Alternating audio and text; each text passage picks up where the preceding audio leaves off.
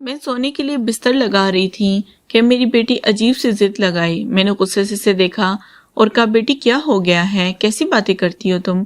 हमेशा से मेरे कमरे में मेरे ही साथ सोती हो, फिर अब ऐसी बात क्यों कर रही हो? मगर वो तो जवाब देने की बजाय रोने लगी और रोते हुए कहने लगी, मुझे नहीं पता, मैं तो भाई के साथ इनके कमरे में ही सोऊंगी।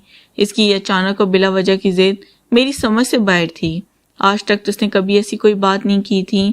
मैंने इससे पूछ लिया कि तुम्हें ये ख्याल क्यों आया? वो कहने लगी, मामा, मेरी सारी फ्रेंड्स अपनी मामा के साथ नहीं बल्कि अपने बहन भाइयों के साथ रूम शेयर करती हैं और आपने ज़बरदस्ती मुझे अपने साथ लगाया हुआ है। मैं भी अब बड़ी हो गई हूँ और आपके बगैर सो सकती हूँ। इसकी बात सुनकर मैं मुस्कुरा उठी और इसे समझाने लगी कि बेटा, वो और भी बहन भाई होते होंगे, आपका एक ही भाई है और फिर आपके बाबा भी यहाँ नहीं हैं, इसलिए मैं आपको अपने साथ रखती हूँ। लेकिन वो तो रोना ही शुरू हो गई। मैंने कई बार बिना पर मैं इसे रोक पाती, वो बार बार यही कह रही थी कि वो तो मेरा भाई है, फिर मैं इसके कमरे में क्यों नहीं सो सकती। मैं इसे समझाना चाहती थी कि भाई बहन के दरमियान भी हया का पर्दा होता है, लेकिन शायद ये बात वक्त नहीं था। इसका कच्चा जहन इस बात को शायद सही तरह से समझ नहीं पाता। यही सोचकर मैं खामोश हो गई और फिर कहा, चलो ठीक है, आज की रात अपने भाई के कमरे में सो जाओ। मैं इसका बिस्तर उठाकर अपने बेटे अरहम के कमरे में चली गई। मैंने सोचा, बस एक रात की तो बात है, मुझे क्या मालूम था कि रोज रोज का मामूल बन जाएगा।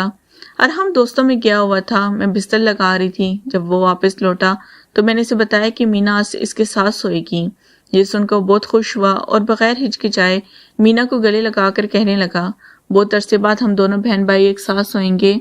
वो दोनों ही खुश नजर आ रहे थे। अलबत्ता मुझे कुछ परेशानी सी थी।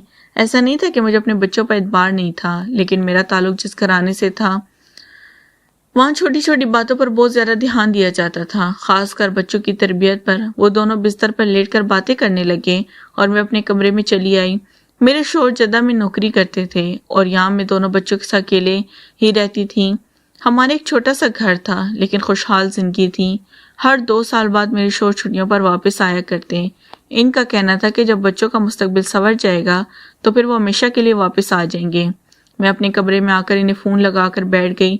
वो मीना के बारे में पूछने लगे तो मैंने बताया कि आज वो अपनी और ख़ुद को इतनी देर बातें करती कि इसके बाद मेरे शोहर फ़ोन ही काट देते। तकरीबन 1 बजे करीब मैंने फ़ोन बंद किया और फिर बच्चों को देखने की गार से अपने कमरे से निकली तो चौंक उठी, क्योंकि कमरे का दरवाज़ा अंदर से लॉक था। जहाँ तक मुझे याद था, हम कभी भी कमरा लॉक करके नहीं सोता था। फिर आज इसके कमरे का दरवाज़ा लॉक क्यों था? इस बात ने मुझे बेचैन कर दिया था। मैं जो शोर की बातों पर मुतमिन हो गई थी, एक दफ़ा फिर परेशान हो गई। सोचा कि दरवाज़ा बजाऊं, लेकिन फिर ख्याल आया कि बच्चे सो चुके होंगे, इन्हें जगाना मुनासिब नहीं होगा, और फिर अगर वो पूछेंगे कि मैंने क्यों दरवाज़ा बजाया तो मैं क्या कहूँगी। मुझे डर था कि मेरे किसी रवैये की वजह से मेरे बच्चे ये ना समझे कि इनकी मां इन पर भरोसा नहीं करती। मैं इसी पलट कर अपने कमरे में वापस आ गई थी, लेकिन नींद मेरी आंखों से उड़ चुकी थी। मुझे जागते हुए थोड़ी देर गुजरी थी कि अरहम के कमरे से कुछ अजीब सी आवाज़ आई। मैं चौंक कर इस कमरे के पास गई तो आवाज़ आना बंद हो गई। मैं सोचने लगी मुझे वहम हो गया है या फिर वाकई आवाज़ आई थी। कुछ देर तक सन्नाटा रहा, फिर मैं वापस आ गई और सोने के लिए लेट गई। फिर मुझे वैसी अजीब सी आवाज़ महसूस हुई, लेकिन मैंने खुद को ये सोच कर तसल्ली दे दी कि सिर्फ मेरा वहम है। और फिर जब मेरी सुबह आँख खुली तो मैं फ़ौरन अरहम के कमरे में चली गई। कमरे का दरवाज़ा खुला था और हम कॉलेज जाने के लिए तैयार हो रहा था। ये इसका कॉलेज का पहला साल था। अलबत्ता मीना अभी तक सो रही थी, जबकि मीना तो मेरे उठाए बगैर खुद ही हमेशा वक्त पर उठ जाया करती थी, मगर आज इतनी गहरी नींद सो रही थी कि बार बार आवाज़ देने पर भी इसकी आंख नहीं खुल रही थी। मैंने इसे ज़बरदस्ती उठाया तो बहुत मुश्किल से उठकर बैठी। इसकी हालत ऐसी थी जैसे रात भर जागी हो, आंखें भी नींद की कमी की वजह से सुर्ख हो रही थी।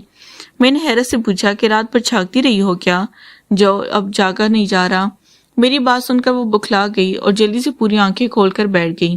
कहने लगी, नहीं अम्मा, मैं और भाई तो फौरन ही सो गए थे, आपको तो पता है मुझे वक्त पर सोने की आदत है। मैंने इसे घूरते हुए देखा और कहा, इसीलिए तो पूछ रही हूँ कि आज क्या हो गया है। बगैर मेरी बात के जवाब दिए वो जल्दी से उठी और मुंह धोने के लिए भागी। मीना का रवैया मुझे बहुत ही गैर मामूली लगा था। खैर, मैंने इन दोनों को तैयार करके भेजा और जब अपने बेटे के कमरे से बिस्तर उठाने के लिए गई तो मेरी नज़र एक ऐसी चीज़ पर पड़ी कि मैं बुरी तरह चौंक गई। मेरे बेटे के कमरे में इस चीज़ का क्या काम था? आज से पहले तो मैंने कभी ये चीज़ नहीं देखी थी। میں نے بستر اٹھایا، صفائی کی، کھانا بھی تیار کر دیا اور پھر دونوں بچے واپس آ گئے۔ میں نے سوچا کہ سیدھی طرح ہم سے پوچھ لوں کہ رات بھر وہ دونوں کیا کر رہے تھے، لیکن پھر میں خاموش ہو گئی۔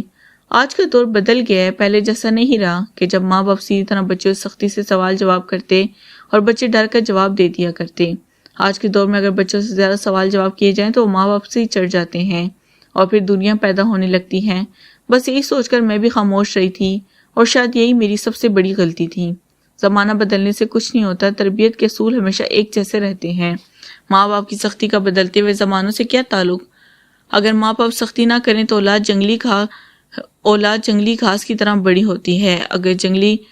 اگلی رات جب میں دوبارہ سے بستر لگانے لگی تو ایک بار پھر مینا نے ضد پکڑ لی کہ وہ اب روزانہ بھائی کے کمرے میں ہی سوئے گی۔ میں نے ناراضگی سے کہا کہ مجھے اکیلی نیند نہیں آتی تو میرے ساتھ ہی سو جاؤ، لیکن وہ نہ مانی اور پھر اتنے میں میرے شوہر کا فون آ گیا اور اس نے اپنے باپ سے میری شکایت کر دی کہ میں اسے بھائی کے کمرے میں سونے کی اجازت نہیں دے رہی۔ یہ سن کر میرے شوہر غصہ ہوئے اور کہنے لگے کہ مینا کا بستر ہم کے کمرے میں لگا دو، اچھا ہے ہمیں بھی فرصت کے کچھ لمحے مل جاتے ہیں۔ شوہر کے حکم کے آگے میں خاموش ہو گئی تھی اور پھر میں نے مینا کا بستر ہم کے کمرے میں لگا دیا تھا۔ وہ دونوں بہن بھائی پھر ایک ساتھ سو گئے تھے۔ میں جب اپنے شوہر سے بات کر کے فارغ ہوئی اور کمرے سے نکلی تو ہم کے کمرے کا دروازہ لاک تھا۔ میں نے سوچا اگر آپ کو ویڈیو اچھی لگی ہو تو پلیز چینل کو لازمی سبسکرائب کریں۔ اگر آپ یہ ویڈیو 3 لوگ کے ساتھ شیئر کریں گے تو میں آپ سے بات کروں گی۔